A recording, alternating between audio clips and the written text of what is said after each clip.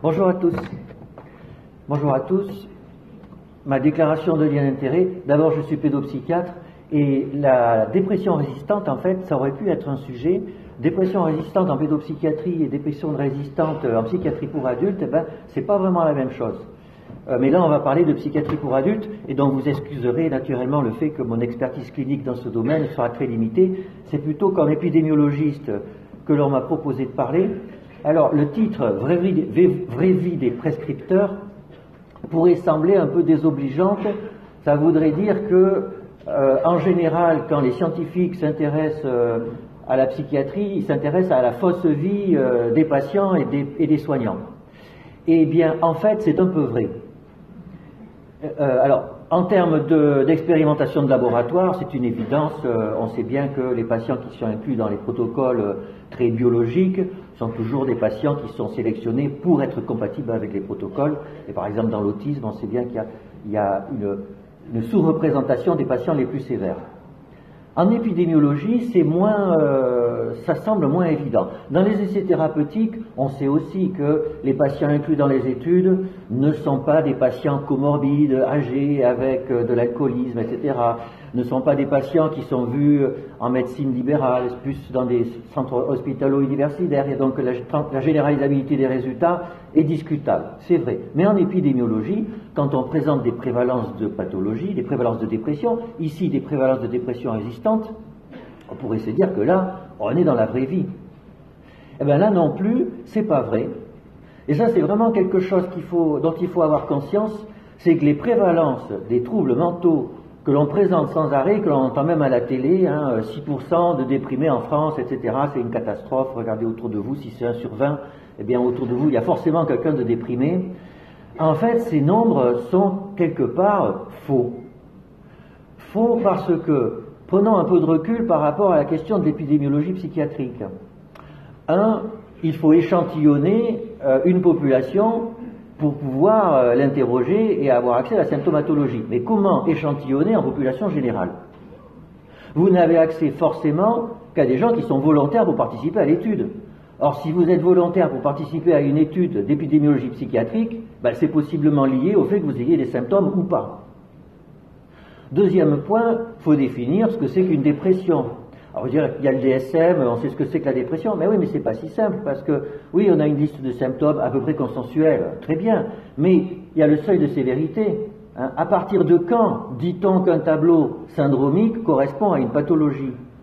Il faut qu'il y ait un impact dans le fonctionnement, il faut qu'il y ait un impact dans le niveau de souffrance de l'individu, mais ça c'est très difficile à opérationnaliser en termes épidémiologiques, très difficile. Et puis, le plus compliqué, c'est qu'en fait, en épidémiologie, vous allez au-devant des gens et vous leur demandez s'ils sont bien ou s'ils sont pas bien. Alors que dans la réalité clinique, des gens vont pas bien, ou leurs proches trouvent qu'ils vont pas bien, et on nous les amène où ils viennent en consultation et nous faisons un diagnostic. Et vous voyez qu'entre les deux, il y a une différence fondamentale. Il est tout à fait possible, bien sûr, que des patients authentiquement déprimés ne veuillent pas vraiment se reconnaître comme tels et n'aillent pas consulter, et donc ils nous échappent à nous, mais de notre côté, il est tout à fait envisageable que des gens qui aient un tableau syndromique de dépression, voire même avec un certain niveau de sévérité, ne veuillent pas se reconnaître comme déprimés et n'aient pas à être considérés comme des patients psychiatriques. Or, ceux-là, ils sont inclus dans les études épidémiologiques qui font partie des prévalences. Donc la question de la prévalence des troubles mentaux, en particulier de la dépression et des troubles anxieux, est un vrai challenge méthodologique et presque épistémologique. Bon, alors, avec la dépression résistante, là, peut-être que la situation est un petit peu plus facile d'accès, et c'est pour ça que ça va être un paradigme intéressant, c'est que qui dit dépression résistante, dit prescription médicamenteuse, on l'a vu dans la définition de tout à l'heure. Et donc peut-être que la porte d'entrée du médicament va nous être utile pour pouvoir accéder à la prévalence des troubles dépressifs résistants. Et c'est ce qu'on va faire là. Je vais vous rendre compte d'une étude qui vient juste d'être terminée, dont le rapport a été écrit et qui va être soumis à publication de façon imminente, réalisée par un groupe de collègues et par en particulier des pharmaco-épidémiologistes de Bordeaux qui sont très réputés dans ce domaine.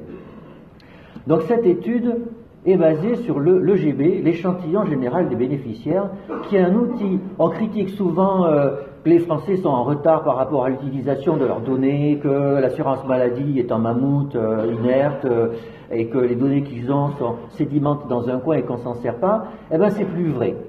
C'est plus vrai. On dispose du SNIRAM, donc de la base générale, qui est naturellement quelque chose d'énorme, de très difficile à utiliser, et que l'on réserve à des questions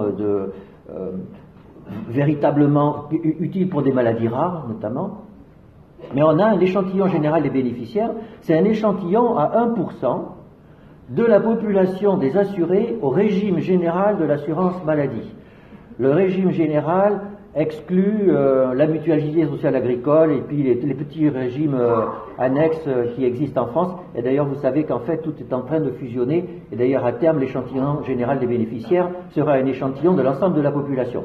Mais là, on a à peu près 80%, le GB représente 80% de la population des assurés sociaux en France. On a 20 ans de profondeur maintenant, avec un enregistrement à partir de 2003, ce qui n'est pas le cas du SNIRAM. Le SNIRAM est écrasé en théorie tous les 3 ans. Alors donc, quel est l'avantage de cette base de données? L'avantage, c'est une représentativité extraordinaire. Une taille d'échantillon, 1% de la population française, c'est aussi extraordinaire. Ça fait plus de 500 000 sujets. En plus, les patients n'ont pas accepté ou à refusé de faire partie de l'étude, puisqu'ils consomment des soins qui sont remboursés, donc ils sont dans la base. Donc là, la qualité d'échantillonnage est extraordinaire. Alors, il y a des inconvénients. Les inconvénients, c'est qu'on a très peu de données cliniques. On n'a pas de symptomatologie. Heureusement, la base de remboursement est fusionnée avec la base du PMSI, donc quand les patients sont hospitalisés, alors on a le codage CIM de leur pathologie et ce qui s'est passé pendant leur hospitalisation, et le motif d'hospitalisation. Et puis on a quelques données socio-démographiques, l'âge, le sexe, et puis c'est à peu près tout. Voilà pour le GB, donc la base d'échantillonnage. Alors après, il faut définir ce qu'est une dépression résistante. Donc il faut créer un algorithme qui, à partir des données de l'assurance maladie, va permettre d'arriver à un diagnostic de dépression résistante. Et je le dis tout de suite, bien sûr, c'est mission impossible. C'est mission impossible, mais souvenez-vous que même par une étude épidémiologique faite selon les standards de l'épidémiologie, en fait c'est mission impossible aussi, ne serait-ce que parce que l'échantillon qu'on interroge, il est biaisé. Il y a des biais tout le temps en épidémiologie. Le principal, c'est de savoir où sont les biais, dans quelle mesure ils peuvent altérer les résultats que l'on a, et dans quelle mesure ils sont complémentaires, et ils peuvent supporter les biais d'autres types de méthodologies. Donc d'abord, on va enlever des patients qui sont susceptibles de prendre des antidépresseurs et qui ne seraient pas relevant de la dépression résistante, en particulier des patients ayant une psychose ou une démence. Et ça, on peut y avoir accès parce que ces patients sont souvent hospitalisés et donc on va avoir le code CIM qui correspond à leur pathologie. On va vouloir aussi calculer une incidence de dépression résistante, c'est-à-dire les nouveaux patients ayant une dépression résistante. Et donc on va exclure les patients ayant pris des antidépresseurs dans les 6 derniers mois. Et puis, il va falloir définir ce qu'est une dépression résistante.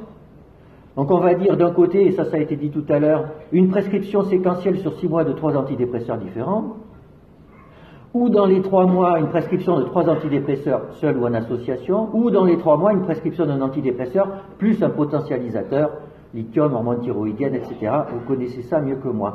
Donc voilà, a priori avec ça, on ne devrait pas être trop loin de la notion de dépression résistante, sauf que, bien entendu, vous savez que des anxieux peuvent aussi prendre des antidépresseurs, des douloureux chroniques peuvent aussi prendre des antidépresseurs, et là, on ne va pas pouvoir avoir accès à ça. Alors ça, c'est les cas incidents, mais on va aussi s'intéresser à ceux qui, d'emblée, ont une prescription de 3 antidépresseurs ou d'antidépresseurs plus un potentialisateur. Parce qu'il est possible qu'un patient ayant une dépression résistante, c'est un patient connu pour avoir une dépression résistante, qui est en rémission et qui tout d'un coup fait une rechute, et son psychiatre, en général ça va être le psychiatre, va le traiter d'emblée comme une dépression résistante. Voilà pour la méthodologie, voilà les résultats. Et alors, d'emblée, un premier résultat, moi, que je trouve passionnant, c'est en 2012, eh bien, 5 millions Alors c'est une reconstruction, on n'a pas eu accès à l'ensemble de nos concitoyens qui prennent des médicaments. C'est une reconstruction à partir de l'EGB, on projette ça sur la population française âgée de plus de 18 ans et ayant une assurance maladie. Donc en 2012, eh bien 5 millions de Français ont eu au moins une prescription d'antidépresseurs. Ça ne veut pas dire qu'ils sont déprimés, mais c'est déjà à lui seul un résultat que je trouve extrêmement intéressant. Alors on va enlever les sujets non analysables parce qu'ils déménagent trop souvent, etc. On va enlever les codes CIM de psychose et de démence au cours d'une hospitalisation. On va enlever les dépressions en cours, c'est-à-dire les prescriptions d'antidépresseurs qui roulent sur plusieurs mois, donc on n'a pas de cas, ça ne correspond pas à des nouveaux patients, à des cas incidents. On tombe maintenant sur 1,6 million de nouvelles prescriptions d'antidépresseurs, donc des cas incidents de sujets traités par une dépression. Alors là-dedans, on va enlever ceux qui arrêtent vite, parce qu'ils n'ont pas envie d'être traités pour leur dépression, parce que le médecin généraliste ou le psychiatre revient sur son diagnostic ou pour toute autre raison. On va en enlever 900 000, c'est quand même beaucoup. Sur 1,6 million de nouvelles prescriptions, eh bien 900 000 vont être considérés comme des arrêts précoces, c'est-à-dire il y a eu moins de 3 remboursements en 6 mois. Et donc on tombe maintenant sur 700 000 prescriptions d'antidépresseurs de novo qui sont sur la durée, sur une durée compatible avec le traitement d'une dépression. Parmi ces 700 000 patients, on va en avoir 600 000 chez qui tout semble se passer correctement, c'est-à-dire il y a un seul antidépresseur qui est prescrit. Donc on voit quand même que dans la grande majorité des cas, eh bien la prescription d'antidépresseurs se passe un peu comme dans les livres. Et puis on va avoir 75 000 patients, il n'y a qu'un seul changement, donc ce n'est pas une dépression résistante, a priori selon la définition que l'on a prise. Et 25 000 qui changent avant 21 jours, et donc s'ils changent avant 21 jours, c'est pas parce que ça résiste, c'est sûrement davantage parce que c'est mal toléré. Et donc on arrive à 28 000 nouveaux patients résistants dans l'année. Ce qui est peu, mais pas négligeable, d'autant plus que si ça ce sont des nouveaux cas, des cas incidents, avec un petit modèle mathématique, on peut essayer de reconstruire ce qui, à un instant donné, combien à un instant donné y a-t-il de patients ayant une dépression résistante en France? 118 000 patients, ce qui correspond à 2,5 pour 1000 de la population. Donc voilà le cœur de la dépression résistante tel qu'on peut y accéder à partir de bases de données de consommation de produits pharmaceutiques. Naturellement, ce n'est pas la vérité. C'est une façon d'aborder le problème. Vous savez qu'un pourcentage n'est rien sans son intervalle de confiance. Donc comme on n'a quand même qu'un 1% de la population des assurés, est-ce que l'estimation statistique est précise ou pas? Ben quand même, c'est pas si mal. 28 000, même avec des faibles effectifs, on a un intervalle de confiance 25 000, 32 000, et pour la prévalence 110 000, 125 000. Donc malgré l'échantillonnage au 1%, statistiquement nos résultats tiennent la route. Bien sûr, encore une fois, ça c'est l'incertitude statistique, c'est pas l'incertitude sur la qualité de l'évaluation et sur le sens à apporter au mot dépression résistante dans ce cas-là.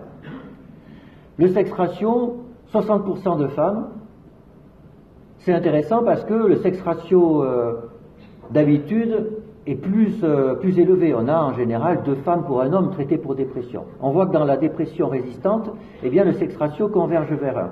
De la même façon, l'âge moyen m'a surpris personnellement, 48 ans avec un écart type de 16, c'est-à-dire qu'un nombre non négligeable de patients avec dépression résistante sont jeunes, sont de jeunes adultes.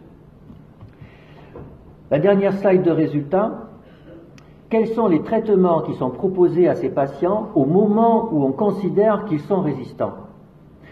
Eh bien, dans la grande majorité des cas, 3 fois sur 4, c'est un antidépresseur plus un traitement antipsychotique de nouvelle génération. Et puis après, 14% des cas, antidépresseurs plus hormones thyroïdiennes, 11% des cas, antidépresseurs plus antiépileptiques, et puis dans 2% des cas, une combinaison de 3 médicaments antidépresseurs plus d'autres médicaments. Et j'en arrive à la diapositive de conclusion. Donc vous voyez qu'on est depuis 3-4 ans à un tournant dans l'utilisation des bases de données, des big data, comme on dit maintenant, pour faire de l'épidémiologie psychiatrique. Alors, Bien sûr, c'était évident pour évaluer les médicaments. La pharmacoépidémiologie évaluative est quelque chose qui est connu. Les antiagrégants plaquettaires et les antidépresseurs et les antipsychotiques, ces bases de données permettent d'avoir accès à l'efficacité de produits en situation réelle de prescription, avec des biais, bien entendu. Le fait que les caractéristiques cliniques des patients soient méconnues, c'est une source de biais, mais avec une proximité de la réalité du terrain que l'on n'avait pas avant. Donc, pour l'évaluation des traitements, c'était connu. Pour les prévalences des maladies, c'était quelque chose de moins connu. Et c'est une des premières études qui va dans ce sens et qui montre que la consommation du médicament permet d'apporter un autre éclairage sur la prévalence des troubles mentaux. Alors bien sûr, il y a des avantages et des inconvénients, on l'a vu. L'avantage, c'est la représentativité, la pertinence de sévérité, parce que si un patient prend comme traitement un antidépresseur plus antipsychotique atypique, c'est que vraiment ce patient va mal. Ce qui est encore une fois très difficile à capturer dans une étude d'épidémiologie clinique où c'est un enquêteur laïque non clinicien qui récolte l'information de gravité. Des inconvénients, bien sûr, certes là-dedans des patients anxieux peuvent apparaître, mais un antidépresseur plus un antipsychotique, c'est peut-être pas un super classique pour traiter un patient anxieux. Donc on n'a pas accès à la symptomatologie, donc on n'est pas complètement sûr de ce qui se cache derrière ça. Mais encore une fois, le mot-clé maintenant, c'est triangulation. Il ne faut pas se satisfaire de ça, il faut continuer à faire de l'épidémiologie psychiatrique classique, mais il ne faut pas s'en satisfaire, il faut trianguler avec ça, et on aura peut-être comme ça des prévalences de troubles mentaux plus fiables, parce qu'il faut savoir qu'aujourd'hui, les chiffres que l'on a et qui viennent des études épidémiologiques classiques avec leurs limites qui sont considérables, sont utilisés pour décider des volumes de prescription auprès de la commission de transparence de la Haute Autorité de Santé. C'est-à-dire que ces personnes qui décident des orientations de santé publique de notre pays basent leurs décisions sur des chiffres qui ne sont pas fiables. Donc on a tout espoir pour que ça change prochainement. Je vous remercie pour votre attention.